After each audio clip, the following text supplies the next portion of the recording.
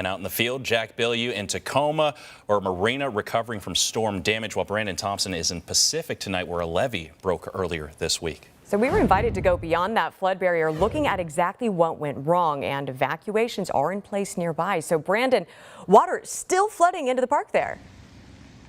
Yeah, when we were behind those barriers, water came over the levee into the park. Now, there are two areas crews are focusing on. One is down the street next to an apartment complex. Now, you see those big white bags. Those are filled with sand. That is the temporary plug for the hole. And the boxes beyond there, those are the new HESCO barriers where they're adding a second layer to catch if another breach happens.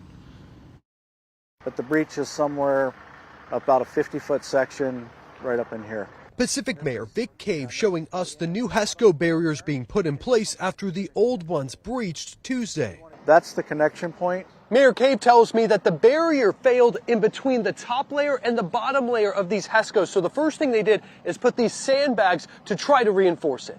They held up for the worst part of the rain. The water levels were much higher during the peak of the event, so if it would have failed then, we would have had much greater damage.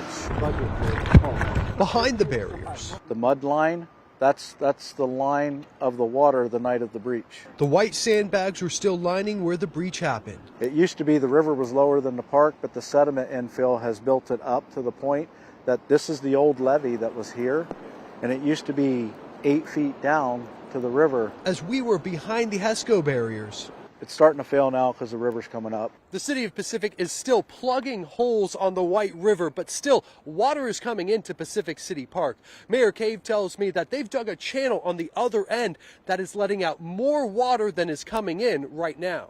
Just since yesterday, we've been able to bring the water level down another 6 to 8 inches.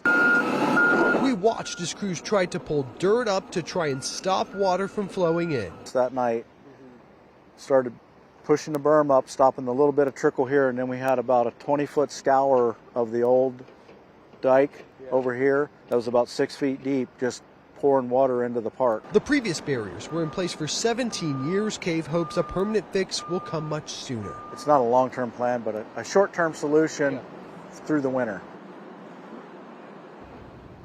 So I asked Cave, can Pacific wait another 17 years for a permanent fix? He says absolutely not.